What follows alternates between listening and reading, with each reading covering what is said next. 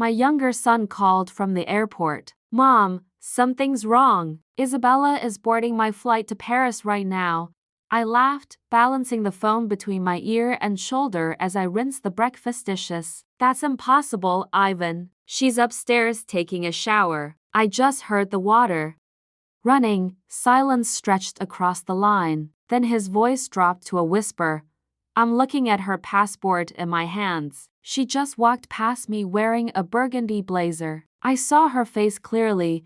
The plate I was washing slipped through my fingers, cracking against the sink's edge. At that exact moment, footsteps descended the stairs behind me. Who's on the phone, Eleanor? Asked a voice I'd known for 8 years. My name is Eleanor Winters. At 65, I thought I knew everything about the quiet life I'd built since my husband Robert died. I tend my garden, spoil my grandson Jacob, and keep a tidy home where my architect son William brings his blueprints when he needs quiet to work. I've made peace with my routines, finding comfort in their predictability. Until the day they shattered like that plate in my sink. Just a friend, I told the woman I believed was my daughter-in-law, forcing my hand to stop trembling. I ended the call without saying goodbye to Ivan. Isabella smiled the same smile I'd seen countless times across the dinner table and grabbed her woven market basket. I'm heading to the farmer's market. Need anything special? Just tomatoes, I managed to say,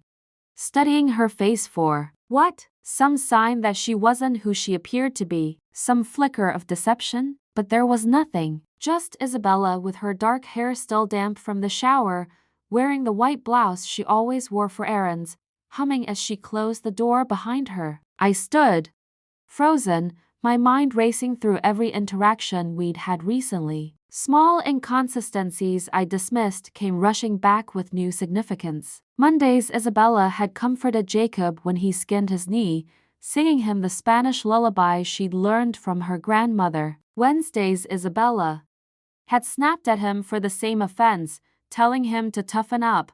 Mondays, Isabella wrote a shopping list with her right hand. Wednesdays, Isabella used her left. I'd attributed these contradictions to mood swings, to the natural variations in anyone's behavior. But now a more disturbing explanation presented itself, one so absurd I could barely form the thought. What if there were 2 of them? I've never been one for dramatic conclusions. Robert used to tease me about my relentless rationality, but I'd raised 2 sons alone after his death, managed our finances, and kept our family intact through sheer stubborn practicality. I knew when something was wrong. The moment Isabella's basket disappeared around the corner, I reached for my phone again. My fingers trembled as I dialed Ivan back. She's gone to the market, I said, my voice barely above a whisper, though no one was there to hear. The woman here, the one I just spoke to, was wearing a white blouse and jeans. What exactly is the woman on your flight wearing? A burgundy blazer with gold buttons,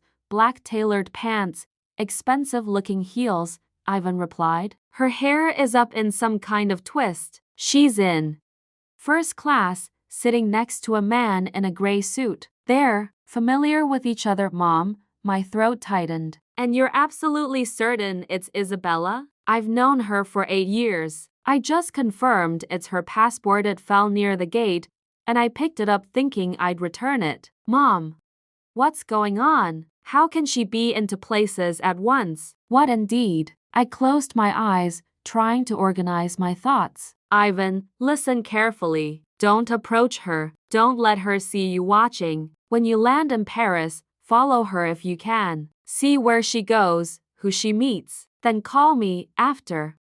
Hanging up, I leaned against the kitchen counter, the cool granite steadying me as I tried to make sense of the impossible. Part of me wanted to dismiss it all, to invent some rational explanation involving misidentification or confusion. But deep down, I knew I'd been seeing the signs for months, without recognizing their significance. The way Jacob sometimes ran to Isabella with open arms, and other times held back, uncertain. The way Margaret, our neighbor of 20 years, had mentioned in passing, Isabella seems so different lately, sometimes warm as sunshine, sometimes cool as winter. The way William occasionally looked puzzled when Isabella contradicted herself about small details, preferences, memories, plans. I'd explained it all away. Mood swings, stress, the natural evolution of a person over time. But now a different picture was forming, one that made my stomach twist with apprehension. Because if there were indeed two Isabellas, that meant one of them was an imposter. And if one was an imposter, then my family, my son, my grandson were living with a stranger who had infiltrated our lives for purposes I couldn't begin to fathom. I walked slowly to the living room and sat in Robert's old armchair, running my fingers along the worn fabric. In difficult moments, I often found myself here, as if his steady presence might somehow guide me through the uncertainty. "What would you do, Robert?" I whispered to the empty room. The silence offered no answers, but a memory surfaced. Robert standing in our bedroom 30 years ago, teaching me how to pick a lock with a hairpin after we'd been locked out of our first apartment. "Sometimes, Eleanor," he'd said with that wry smile I missed every day, "the conventional path isn't an option. Sometimes you have to make your own way in." A plan began to form in my mind, not a good one, perhaps, but the only one I had. While Isabella was at the market, I would search for answers. If there were two of them, there had to be evidence somewhere. I rose from the chair with newfound determination. "I'm sorry, Isabella," I murmured to the family photo on the mantel where she stood smiling beside William and Jacob, "but I need to know who's really living in my house." As I climbed the stairs toward William and Isabella's bedroom, each step felt heavier than the last. I was about to cross a line to violate the privacy of someone I'd loved and trusted for years. But with each step, I also felt more certain. The truth was waiting, and it was time to find it. If you're following my story, know that what I discovered in that room would change everything I thought I knew about family, about trust, and about the lengths to which some people will go to escape their past. Sometimes the most dangerous deceptions are the ones happening right under our own roof, carried out by those we believe we know best. The bedroom door seemed to hesitate before yielding to my touch, as if giving me one last chance to turn back. Inside, the familiar space felt suddenly foreign. The neatly made bed with its crisp white duvet, the framed wedding photo on the dresser, the delicate perfume bottles arranged on Isabella's vanity. I'd been in here countless times before, bringing in folded laundry or borrowing a book, but never as an intruder, never as a spy. Where do I even start? I whispered to myself, scanning the room. I began with the dresser drawers, careful to note the exact position of everything I touched. Isabella's clothes were meticulously organized, silks with silks, cottons with cottons, everything color coordinated. William had once joked that his wife was pathologically neat, but now I wondered if that precision served another purpose. If you're switching identities, wouldn't you need a system? Finding nothing unusual, I moved to the closet. At first glance, it contained only what you'd expect: clothes, shoes, handbags arranged with that same mathematical precision. But as I ran my hand along the back wall, my fingers caught on something. A small, almost imperceptible seam in the drywall. I pressed gently, and a hidden panel swung inward, revealing a shallow compartment. Inside was a sleek black lockbox. My heart hammered against my ribs as I lifted it out. It was heavy, with a digital keypad that required a code. I sat on the edge of the bed, turning it over in my hands, thinking, what would Isabella or whoever she was use as a code? I tried her birthday, 06/17/85, no response. William's birthday, 09/20/82, nothing. Their anniversary, 05/10/15. The box remained stubbornly locked. I closed my eyes, thinking back over the past 8 years. What numbers held significance for Isabella? What dates had she mentioned? What my eyes snapped open. Jacob's birthday. She'd forgotten it last year, had to be reminded by William, then covered with a laugh about being terrible with dates. But the Isabella I knew had never forgotten anything about Jacob before. I punched in 120316. The lockbox clicked open. Inside were two passports, both bearing Isabella's photograph. One in the name of Isabella Navarro, my daughter-in-law. One in the name of Elena Navarro. Same birth date, same birthplace in Madrid, different passport numbers. My hands shook as I examined them both. Twins? It had to be. But why would one sister be living under the other's identity? And which one had William actually married? Beneath the passports was a stack of letters in Spanish, which I couldn't read, and a small velvet pouch. I opened it and tipped the contents onto the bed. A diamond tennis bracelet, a pair of sapphire earrings, and a gold wedding band different from the one Isabella wore. Each piece looked expensive, much more expensive than what an architect's wife could afford. The final item in the box was a sealed envelope. I opened it carefully and found a single photograph, Isabella or Elena standing arm in arm with a distinguished-looking man in his 50s, his silver hair gleaming in the sun. They were on a yacht, both dressed in white, looking every inch the wealthy couple. On the back, written in flowing script, Para siempre, mi amor. Victor, forever, my love. Victor, the man Ivan had seen her with on the flight. I replaced everything exactly as I'd found it, closed the hidden compartment, and sank down on the edge of the bed, my mind racing. Two passports, expensive jewelry hidden away, a photograph with a lover. The pieces were aligning, but the complete picture remained elusive. Which sister was which? Who had William married, and who was the imposter? And most importantly, why the deception? What did they gain by this elaborate charade? I was still sitting there when I heard the front door open and close. Isabella was back from the market.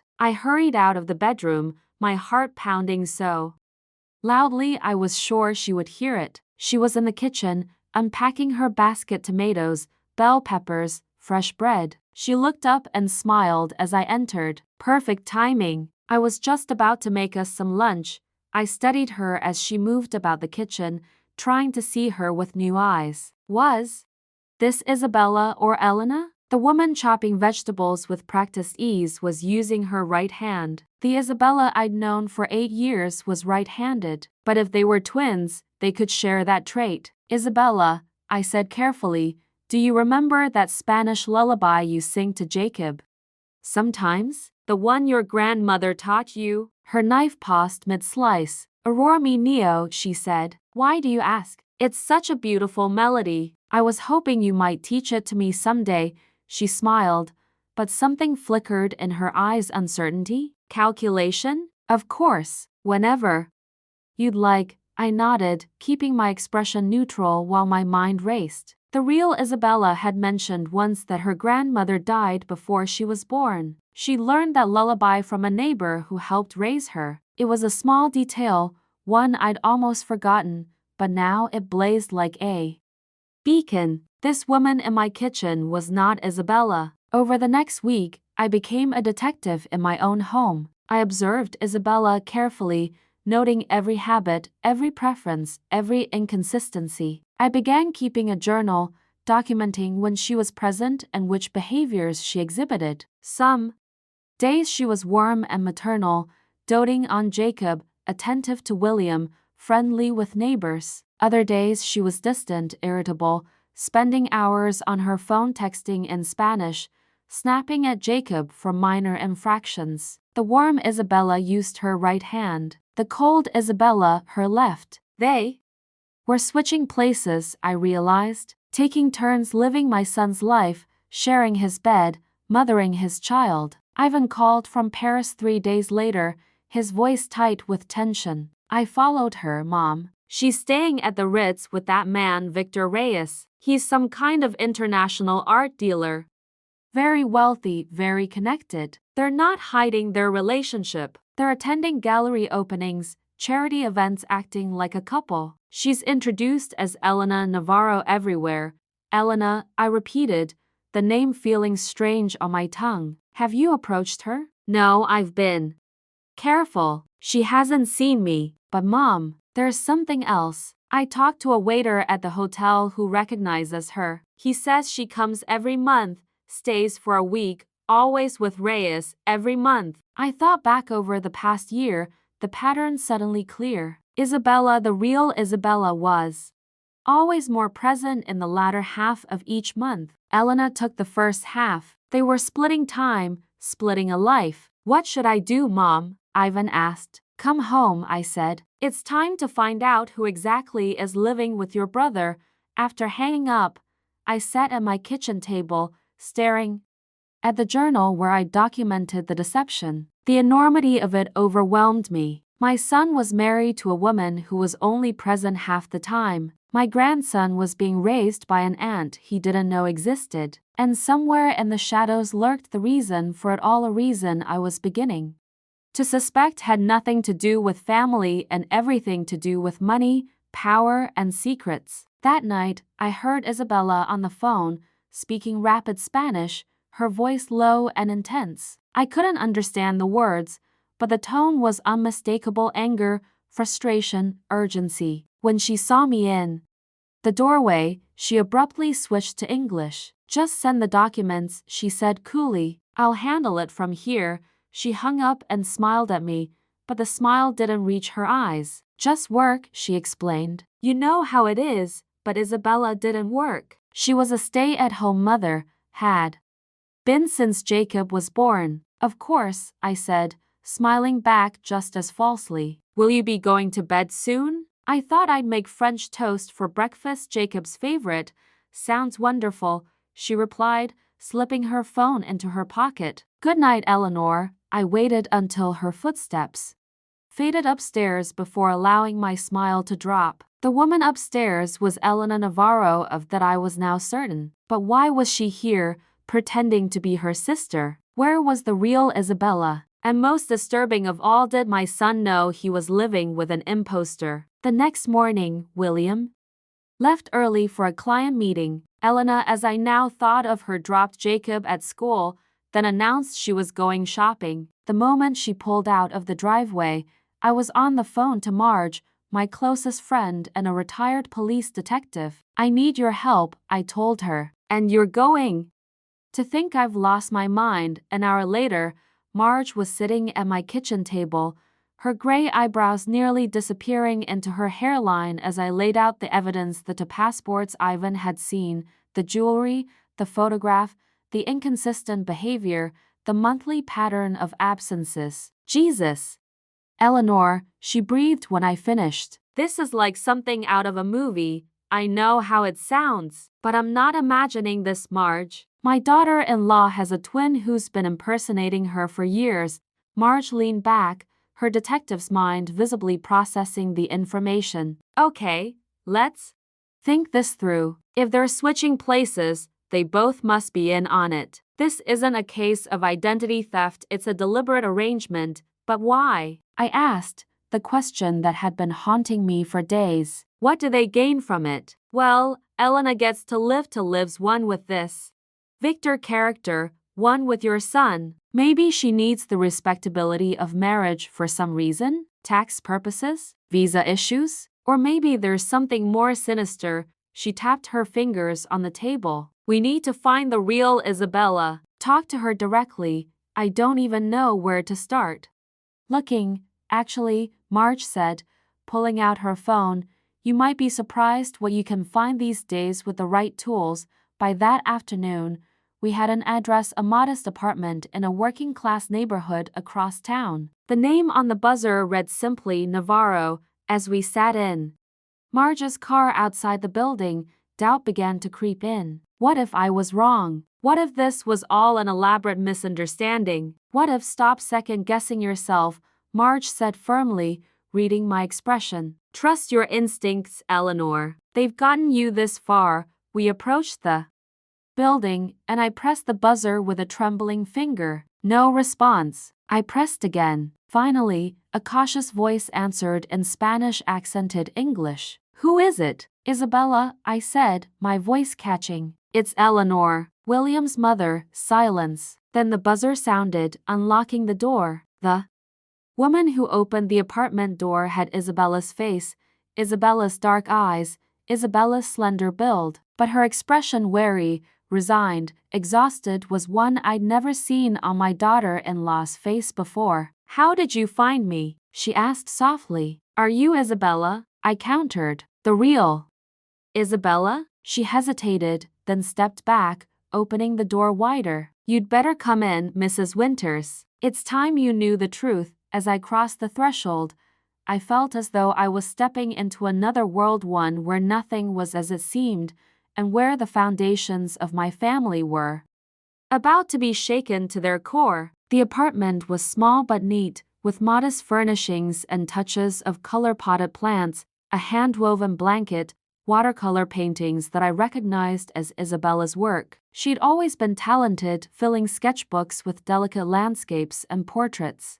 William had framed several of her paintings for their home. The woman who might be the real Isabella gestured for us to sit on a worn sofa while she perched on a chair opposite, her hands clasped tightly in her lap. "I don't know where to begin," she said, her voice barely above a whisper. "The beginning is usually a good place," Marge replied gently. "Isabella, if that's who she was," took a deep breath. "Elena and I are twins. We were separated as children when our parents divorced. I stayed with our mother in Madrid. We were poor, struggling. Elena went with our father to live a life of privilege. We grew up separately, hardly knowing each other. But you reconnected?" I prompted when she fell silent. She nodded. 6 years ago, Elena found me through social media. By then, I was already married to William, living in the States. We had Jacob. A shadow crossed her face. Elena was fascinated by my life, by the normalcy of it. She'd grown up in our father's world of wealth and power, but it came with constraints. "What kind of constraints?" Marge asked. "Our father has connections to people you don't want to cross." Elena married young, to a man twice her age, Victor Reyes. It was arranged, political. She wasn't allowed to divorce without consequences. Her eyes darted between us. "Severe consequences, so she proposed a switch," I said, the pieces finally clicking into place. "She would pretend to be you sometimes, giving her freedom from her marriage without actually divorcing." Isabella nodded. "At first, it was just for a few days each month. She would be me, the respectable architect's wife, the devoted mother, while I stayed here. In return, she gave me money for our mother's medical care, for Jacob's education fund." She looked down at her hands. "It seemed simple enough in the beginning, but it escalated," Marge observed. "Yes, she started staying longer, taking more control. And when I objected, Isabella's voice broke. She threatened to expose me, to tell William everything. She said he would never forgive the deception, that he would take Jacob away from me, and she threatened our mother's care." I felt a wave of anger, both at Elena for her manipulation and at Isabella for allowing it. "So you've been living in this apartment while your sister takes your place in your own home, with your husband and child?" Tears filled Isabella's eyes. "Not all the time. We still trade places. I'm still Jacob's mother, still William's wife. Just not every day." "Does William know?" I asked, dreading the answer. She shook her head emphatically. "No, he can't know. Elena made me swear. She said he wouldn't understand, that it would destroy everything. But surely he's noticed the differences between you?" Marge pressed. "Habits, preferences, intimate details." A flush crept up Isabella's neck. "Elena is thorough. We coordinate, share notes, and William works long hours. He's distracted, often preoccupied with his projects." She looked at me directly. "You noticed, though, didn't you? The little inconsistencies." "Yes," I admitted, but I explained them away. "Until Ivan saw Elena boarding a flight to Paris while you or she was still at the house." Isabella's face paled. "Paris? She's with Victor again? You didn't know?" She shook her head, fresh tears welling. "She told me she was visiting friends in Boston. That's why we switched places early this month." "Oh God, if Victor finds out about William, about Jacob." She pressed her hands to her mouth, genuine fear in her eyes. "What would happen?" Marge asked sharply. "Victor is dangerous. He views Elena as his property. If he discovered she had another life, another family, she couldn't finish the sentence. I tried to process everything, my mind reeling. So let me understand, you're living half a life, sharing your husband and child with your twin sister, who's using your identity to escape her own marriage to a dangerous man, while simultaneously putting your family at risk by continuing to see him. Isabella flinched at my harsh summary but nodded. I didn't know what else to do. It started so innocently, and then it was too late to undo it without hurting everyone. And now? Marge asked. Now I don't know, Isabella admitted, looking lost. I never thought anyone would discover the truth. I never thought Elena would get so careless. I stood up, unable to remain still with the tumult of emotions coursing through me. This has to end, Isabella. William deserves to know. Jacob deserves stability. And you deserve your life back, all of it, not just pieces. You don't understand, she pleaded. If Elena feels cornered, she'll lash out. She'll hurt us all to protect herself. And if this Victor discovers the truth on his own, Marge countered, how much worse might that be? Isabella had no answer for that. As we left her apartment, I felt a strange mixture of vindication and dread. I'd been right about the deception, but the reality was far more dangerous than I'd imagined. This wasn't just about a duplicitous daughter-in-law, it was about a web of lies that had entrapped my son, my grandson, and even Isabella herself. What are you going to do? Marge asked as we drove back to my house. I stared out the window at the passing neighborhoods, each home containing its own stories, its own secrets. I'm going to protect my family, I said finally. Whatever it takes. When we pulled into my driveway, Elena's car was already there. She was in the kitchen preparing dinner, Jacob at the table doing homework. Grandma, he cried, running to hug me. Look what I made at school today. He thrust a drawing into my hands, a family portrait. William, Jacob, Isabella, and me, all holding hands under a bright yellow sun. My heart twisted painfully. How would he cope with the truth? Elena watched me from the stove, her smile not quite reaching her eyes. You were gone a while. Everything okay? Just catching up with an old friend, I replied, matching her tone of casual indifference. I looked down at the vegetables she was chopping with her left hand. Need any help with dinner? No, I'm almost done. William called. He'll be late again. Of course he would. Elena had probably timed her return to coincide with one of William's late nights, giving herself space to settle back into Isabella's life without too much scrutiny. As I watched her move around my kitchen with practiced familiarity, anger rose within me like a tide. This woman had invaded our lives, deceived my son, manipulated her own sister, and potentially put us all in danger with her reckless double life. Yet confronting her directly seemed too risky. If Isabella was right about Victor Reyes, Elena's exposure could bring his attention to our family. And if Elena felt threatened, who knew what she might do to protect herself? I needed a plan, one that would extract Elena from our lives without risking retaliation or further harm. I needed proof that William couldn't deny or explain away. And I needed to ensure Isabella's safety and security when the truth finally emerged. That night, I lay awake formulating my strategy. By morning, I knew what I had to do. First, I called Ivan, who was on his way back from Paris. I need you to do something for me, I told him, outlining my requirements. Next, I contacted Isabella, arranging to meet her at a neutral location. Bring everything you have that proves your identity, I instructed. Birth certificate, marriage license, old photographs, anything Elena doesn't have copies of. Finally, I reached out to William's sister Charlotte, who lived in Boston. I need you to come home, I said simply. It's about William and Jacob, and I need you to not tell anyone you're coming.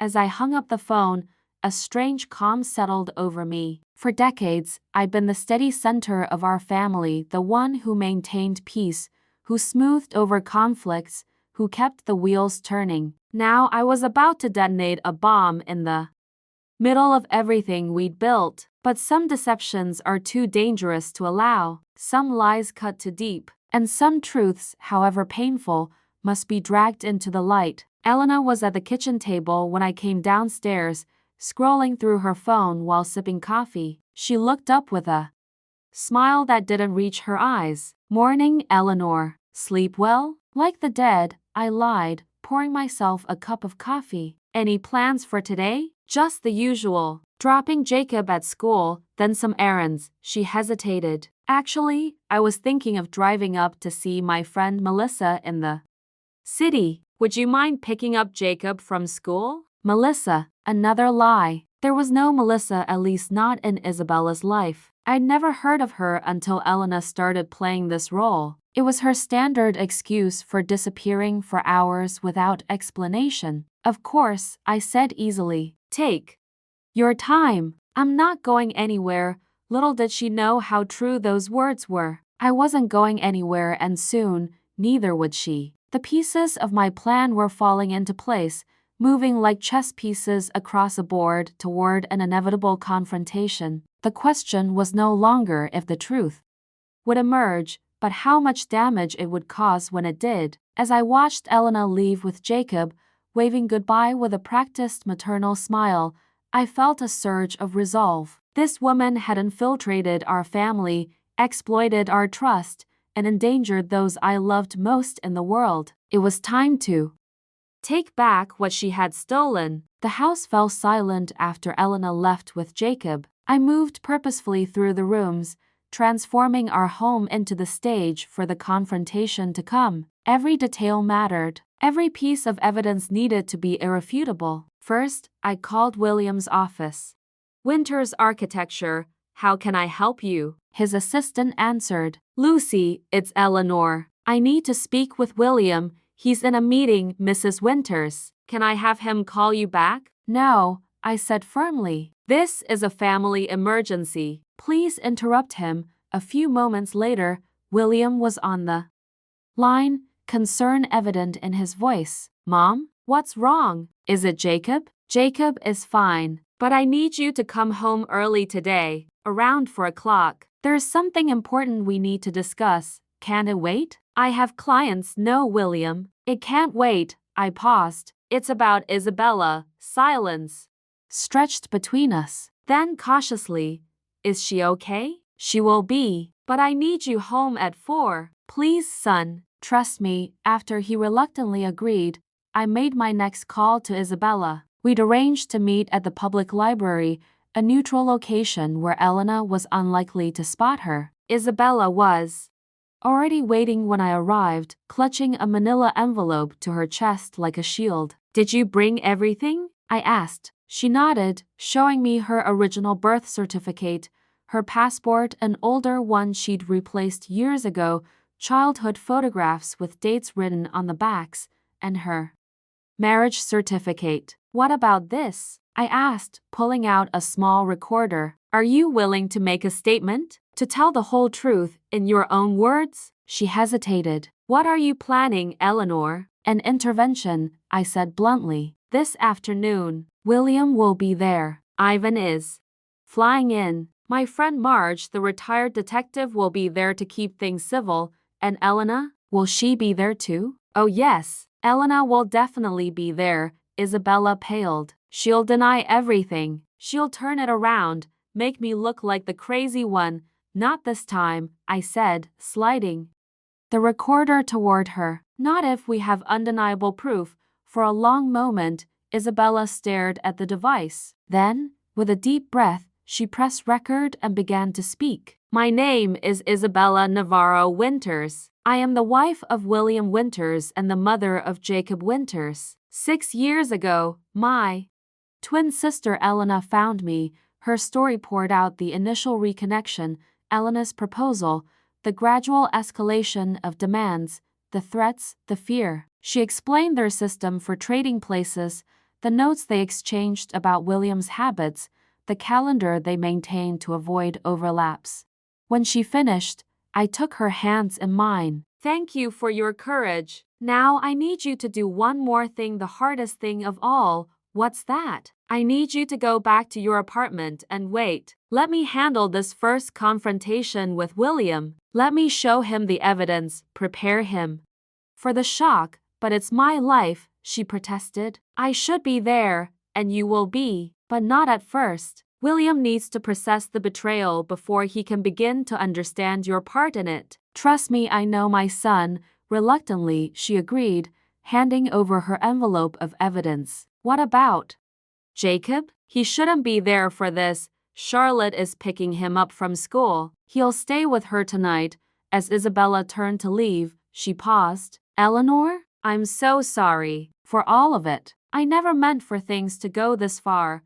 I looked at this young woman, this daughter-in-law I thought I knew, yet barely knew at all, and felt a complicated mixture of anger, pity, and affection. I know you didn't, but intentions matter less than actions. And now we all have to face the consequences. By the time I returned home, Ivan had arrived from the airport. His face was grim as he handed me a flash drive. It's all here, Mom. Photos of Elena with Victor Reyes in Paris. Screenshots of her using the Elena Navarro identity at gallery openings. I even got a copy of their hotel bill. They've been staying in the same suite at the Ritz for 3 days every month for the past year. I added his evidence to Isabella's envelope. And the passports? Right here, he produced a photograph. I managed to snap a picture of both passports side by side. Marge arrived next, bringing her professional demeanor and a subtle but reassuring bulge in her jacket that suggested she hadn't come unprepared for trouble. You really think this could get violent? I asked, nodding toward her concealed weapon. I think a cornered animal is unpredictable, she replied, and from what you've told me about Elena and her connections, I'd rather be safe than sorry. We arranged the living room carefully. Evidence laid out on the coffee table, seating positioned so Elena would have no easy escape route. Ivan would sit nearest to the door, blocking the exit. Marge would stand by the fireplace, a position that gave her a full view of the room. I would sit directly across from Elena, leading the confrontation. At 3:30, Charlotte texted to confirm she'd picked up Jacob from school and was taking him for ice cream before heading to her house. One less worry. At 3:45, William's car pulled into the driveway. I watched as he climbed out, his brow furrowed with concern. He'd always been my serious child, the one who carried responsibility on his shoulders even as a boy. My heart ached knowing I was about to add to that burden. Mom, he called as he entered. What's going on? Why is Ivan's car here? And Marge's. I met him in the hallway, placing a steadying hand on his arm. Come sit down, William. There's something important we need to discuss. His eyes darted from me to Ivan, then to Marge. Is someone hurt? Is it Jacob? Or Isabella? Jacob is fine. He's with Charlotte. As for Isabella, I paused. That's what we need to talk about. William allowed me to guide him to the armchair, tension radiating from his body. Mom, you're scaring me. Just tell me what's going on. I sat across from him, leaning forward. William, I'm going to ask you something, and I need you to think carefully before you answer. Have you noticed anything different about Isabella lately? Any inconsistencies in her behavior, her preferences, her habits? He stared at me, confusion giving way to wariness. What are you talking about? Just answer the question, please. William ran a hand through his hair, a gesture so like his father it made my chest tighten. I don't know. She's been under stress lately. Sometimes she's moody. But that's normal, isn't it? What about physical differences? Ivan interjected. Handedness, for instance. Have you noticed Isabella sometimes using her left hand, sometimes her right? William's expression darkened. What is this? Some kind of interrogation about my wife? No, I said gently. It's about finding the truth. And the truth, William, is that the woman living in this house, the woman you believe is Isabella, isn't always the same person.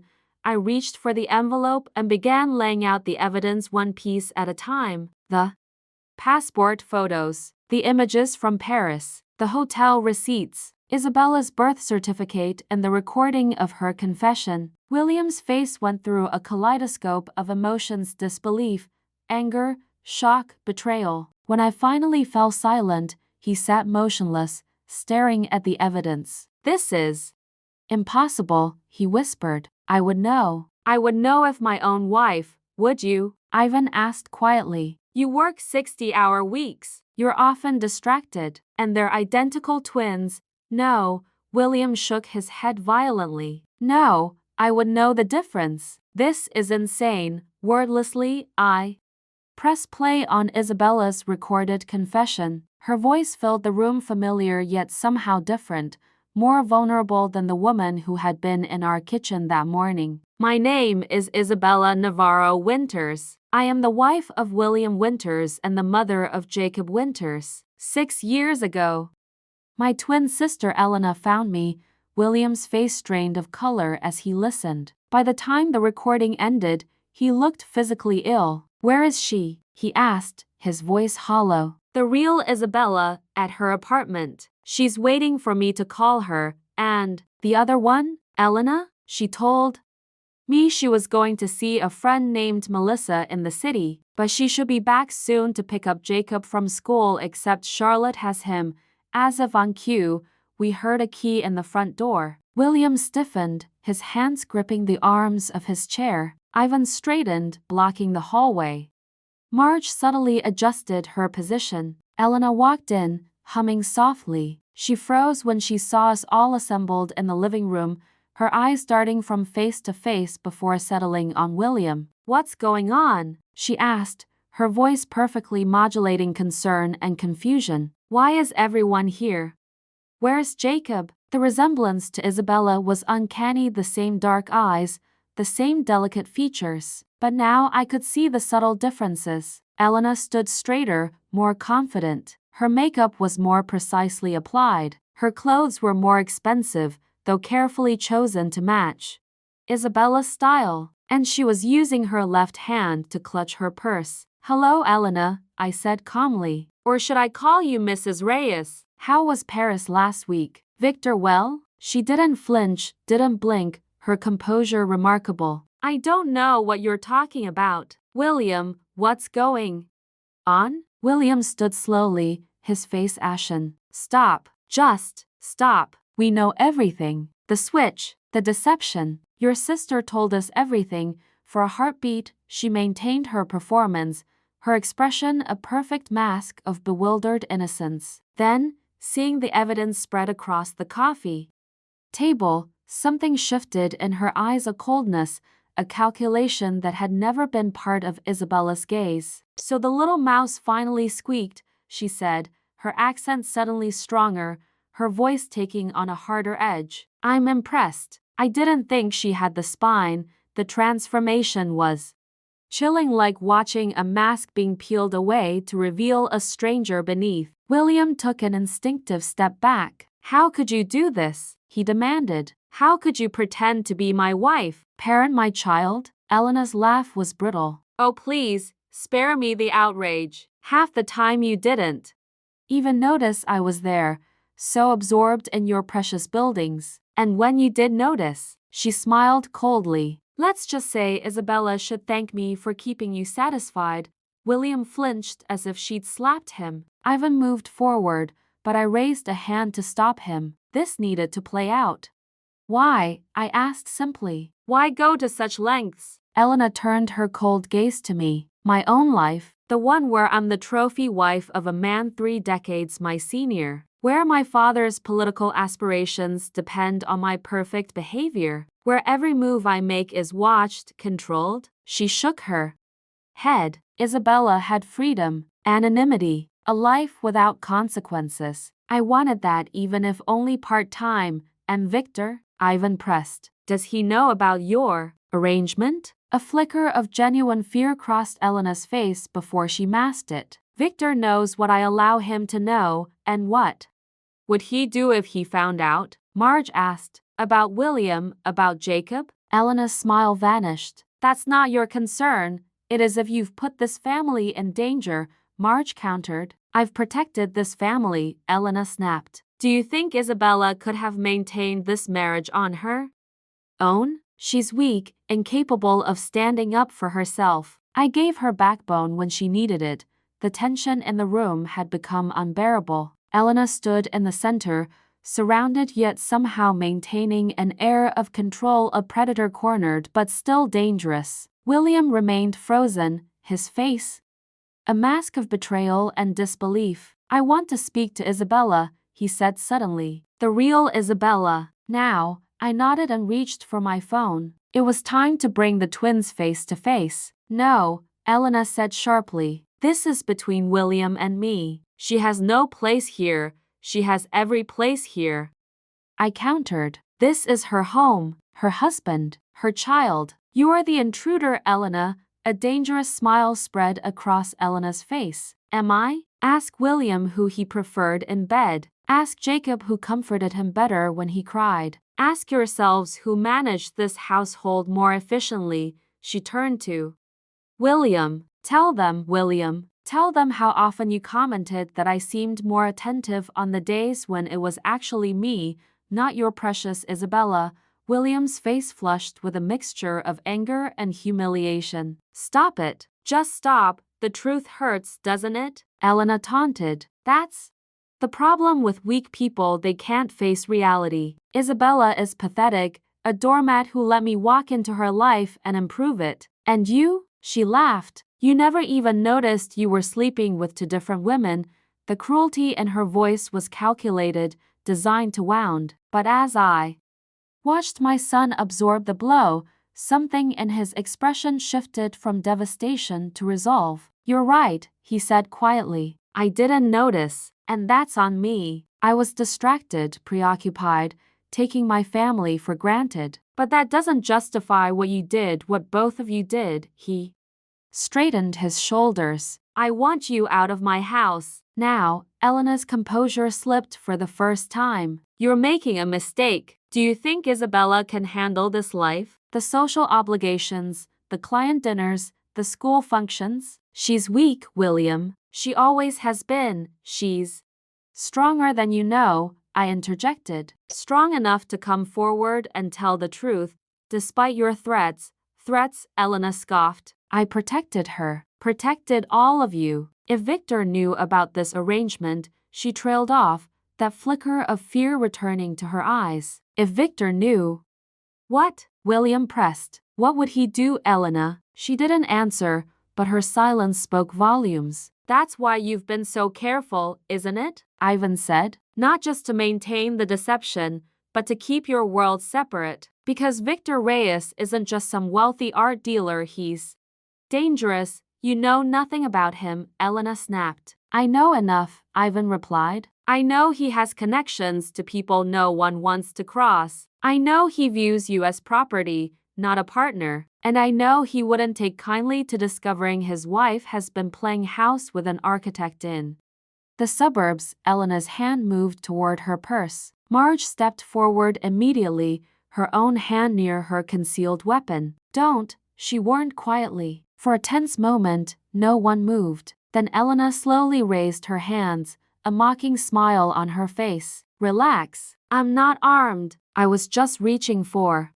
my phone. Her smile turned cold. Though perhaps I should call Victor. Let him know where I am, what's happening. See how he responds. That would be unwise, Marge said evenly. For everyone involved, including you. Is that a threat, detective? Former detective, Marge corrected. And no, it's not a threat. It's a statement of fact. If your husband is as dangerous as you've implied, bringing him into this situation would only escalate the risk to William, to Jacob, to Isabella, and to you. Elena's calculated expression faltered. In that moment, I caught a glimpse of something beneath her cold exterior: vulnerability, perhaps even fear. This woman, for all her manipulation and cruelty, was trapped in her own web of deception. What do you want? She asked finally. The truth, William replied. All of it. And then you leave permanently. I stepped forward. But first,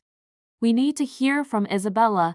Despite Elena's objections, I made the call. 20 minutes later, Isabella arrived, her face pale but determined. She stopped in the doorway when she saw Elena, the two women locked in a mirror image standoff. For the first time, I could see the subtle differences between them, not just in their clothing or demeanor, but in the essence of who they were. Isabella carried herself with a quiet dignity despite her fear. Elena radiated a cold anger that seemed to fill the room. "Hello, sister," Elena said, her voice dripping with contempt. Isabella stepped into the room, her eyes fixed on William. "I'm so sorry," she whispered. "I never wanted this. Any of it." William looked between the twins, his expression unreadable. "Sit down, both of you. I want to understand exactly how this happened." For the next hour, the truth unfolded, bitter, complicated, layered with manipulation and fear. Isabella spoke of Elena's initial approach, the gradual escalation of demands, the threats against their mother's care if Isabella refused to comply. Elena interjected with her own version, portraying herself as the savior of a failing marriage, the stronger twin who had propped up her weaker sister. "You were never supposed to find out," Elena told William. "You were happier not knowing." "We all were. That's not your decision to make," William said, his voice tight with controlled anger. "You stole moments of my life, moments with my son, that I can never get back." "Both of you did." Isabella flinched at being included in his accusation, but nodded, accepting her share of responsibility. "I know, and I'll spend the rest of my life trying to make amends, if you'll let me." Elena rolled her eyes. "Always so dramatic, Isabella. Always playing the victim." "Enough," I interrupted. "This isn't about which of you is stronger or weaker, better or worse. It's about deception, about trust, about the safety of this family." I turned to Elena. "You need to go, now, and you need to never come back, and if I refuse," Elena challenged. Ivan held up the flash drive. "Then these photos, these hotel receipts, these records of your double life go straight to Victor Reyes, along with detailed information about your activities here, your husband, your stepson, your happy little suburban existence." The color drained from Elena's face. "You wouldn't." "We would," I said firmly. "Not because we want to hurt you, but because we need to protect this family which no longer includes you."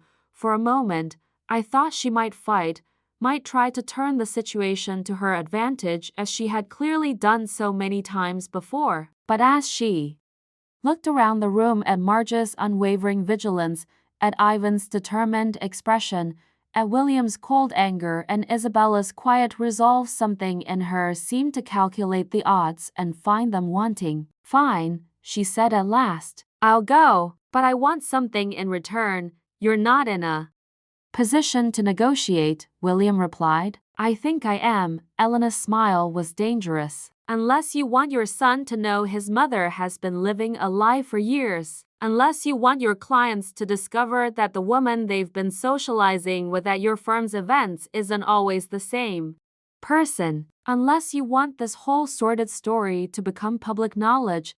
The threat hung in the air, as effective as it was cruel. "What do you want?" I asked finally. "Money," Elena replied without hesitation. "Enough to establish myself somewhere new, away from Victor, away from my father's control. A fresh start." William laughed bitterly. "After everything you've done, you expect us to pay you off?" "Think of it as an investment in your future peace of mind," Elena suggested coolly. "A small price to ensure I never darken your door again."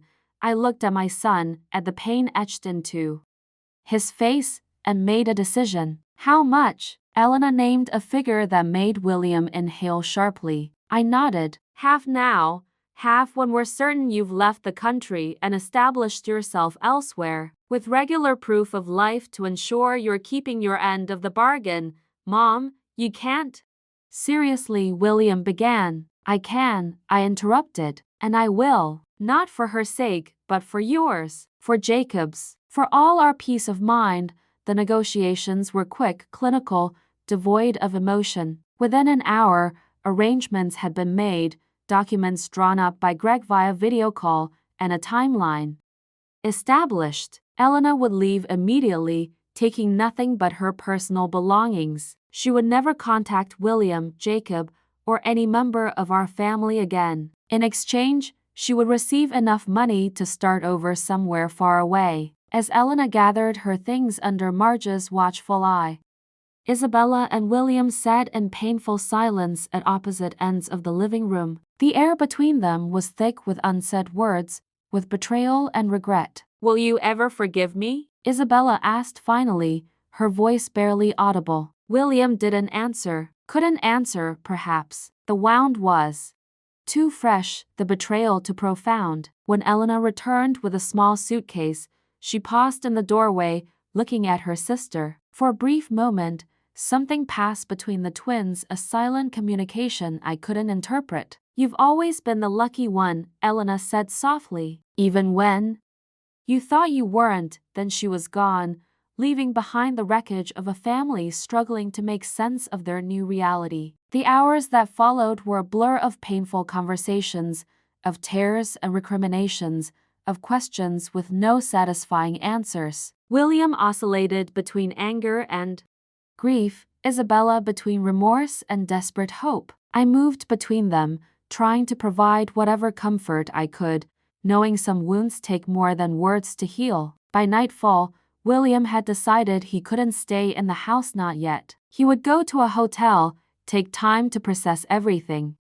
Isabella would stay in her apartment for now. Jacob would remain with Charlotte until we could figure out how to explain the situation to him in terms a 7-year-old might understand. As I stood in the driveway watching William drive away, Ivan came to stand beside me. "Did we do the right thing?" he asked quietly. "Letting Elena go like that?" I sighed, feeling every one of my 65 years. I don't know if there was a right thing to do in this situation. We did what seemed best to protect the people we love. I looked at him. And sometimes that's all we can do. Later that night, alone in my kitchen, I found myself thinking about Elena, her coldness, her calculation, but also her fear. What kind of life had she led to become someone capable of such elaborate deception? What had happened in that privileged but controlled upbringing to twist her so? I would never know. And perhaps it didn't matter. The damage was done. Now came the harder part, the rebuilding, the healing, the slow process of reclaiming trust. As I turned out the lights and climbed the stairs to bed, I thought about the phone call that had started it all, Ivan's confused voice saying, "Mom, something's wrong." How little we had known then of just how wrong things truly were. But we knew now, and painful as that knowledge was, it was also a beginning. The truth had finally emerged, sharp-edged and devastating, but real. And only in that reality could we begin to move forward, one painful step at a time. 6 months passed before William moved back home. 6 months of therapy, of cautious conversations, of rebuilding trust one fragile piece at a time. Isabella remained in her apartment during that time, seeing Jacob under William's supervision, attending family counseling, proving through consistent actions that she was committed to honesty and transparency. Elena kept her word, surprisingly. She settled in Buenos Aires, sending monthly proof of her continued existence and distance as required by our agreement. The money, it seemed, had been enough to buy her silence. Or perhaps her freedom from Victor had been worth more than any further manipulation of our family. I watched my son and his wife navigate the complicated terrain of betrayal and forgiveness with a mixture of pride and sorrow. There were setbacks, nights when William couldn't bear to look at Isabella, days when Isabella's guilt threatened to overwhelm her, but slowly, gradually, they found their way back to each other. Jacob, resilient as only children can be, adjusted to the new reality with remarkable ease once it was explained to him in simple terms.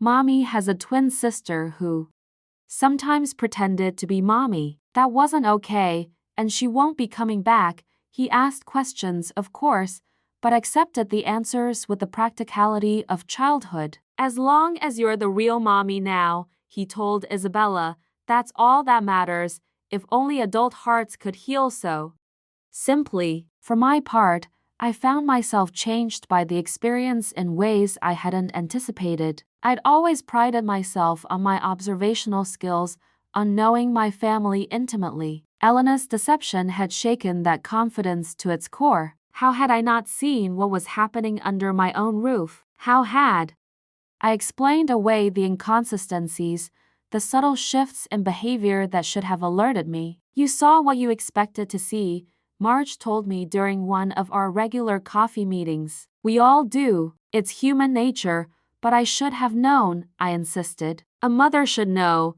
Marge shook her head. Eleanor, you did know. That's why you noticed the discrepancies, even if you rationalized them away. And when Ivan gave you that final piece of the puzzle, you acted decisively. You didn't ignore it. You investigated. You protected your family.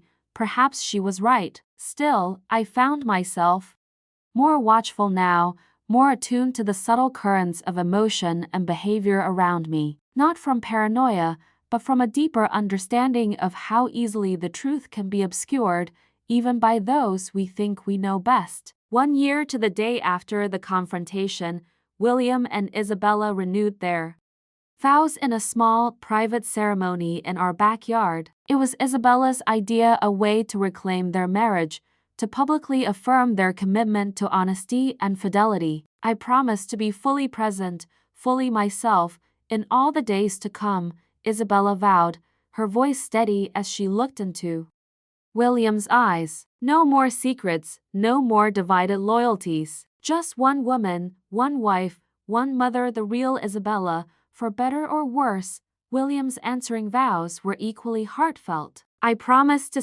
really see you every day, to be present, to be attentive, to never take for granted the gift of your presence in my life.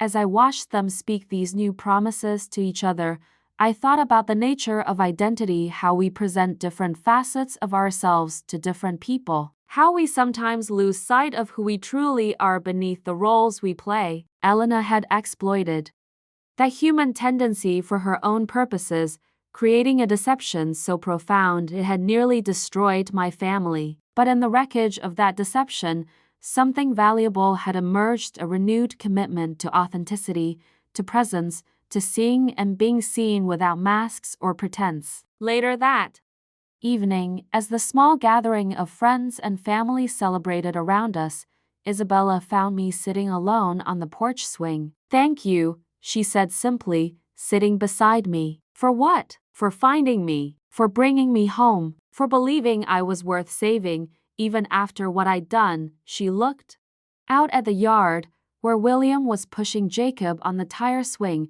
both of them laughing. I never thought we could get here. I thought once he knew the truth, he would never forgive me. Forgiveness is a journey, not a destination, I replied, echoing something my own mother had once told me. William is still on that journey. So are you. So am I, are you? She asked, surprised. Do you need to forgive me too? I considered the question carefully. I think I needed to forgive myself first for not seeing what was happening, for not protecting my son and grandson from this deception. But yes, I've had to forgive you too, Isabella. And I have. She took my hand, her eyes bright with tears. I don't deserve this family. It's not about deserving, I said gently. It's about choosing honesty, choosing presence, choosing love, day after day. That's what family really is. As Isabella returned to the party, I remained on the swing, watching my family changed, scarred but intact. The deception that had nearly destroyed us had also, paradoxically, strengthened us. William was more attentive, more present with Isabella and Jacob than he had been in years. Isabella was more assertive, more confident in her own voice and choices, and I had learned that vigilance and trust are not opposing forces but complementary ones. That love without clear-sightedness can be as dangerous as suspicion without compassion. The truth, as painful as it had been, had indeed set us free, not in the simplistic way that phrase is often used, but in the complex, messy, human way that real freedom always comes. Not without cost, not without scars, but with the possibility of genuine healing. As dusk fell and lanterns were lit around the yard, Ivan sat down beside me, 2 glasses of champagne in hand. "Penny for your thoughts, Mom," I smiled, taking the offered glass. "Just thinking about truth, about identity, about how well we ever really know anyone, even those closest to us.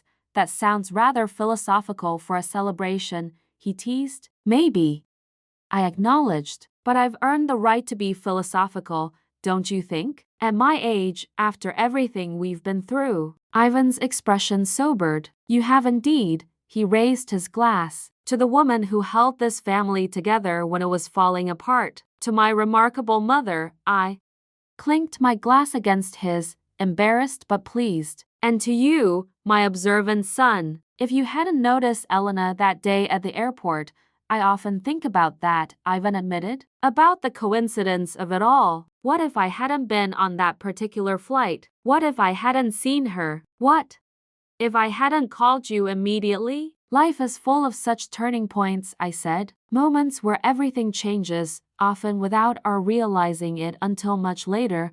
We sat in companionable silence, watching our family, William and Isabella dancing slowly on the patio, Jacob running with sparklers under Charlotte's watchful eye, friends talking and laughing in small groups throughout the yard. "Do you think she'll stay away?" Ivan asked finally. "Elena, I mean, I hope so," I replied. "For her sake as much as ours," and I meant it. For all her manipulation and cruelty, Elena had been trapped in a life not of her choosing, married to a dangerous man, controlled by a father who valued political connections above his daughter's happiness. The money we'd given her offered a chance at freedom, a clean break, a new beginning. I hoped she would use it well. As the evening drew to a close, I found myself alone in the kitchen, washing glasses while the last guests departed. William came in, loosening his tie. "Need some help, Mom?" I smiled, handing him a towel. "Always."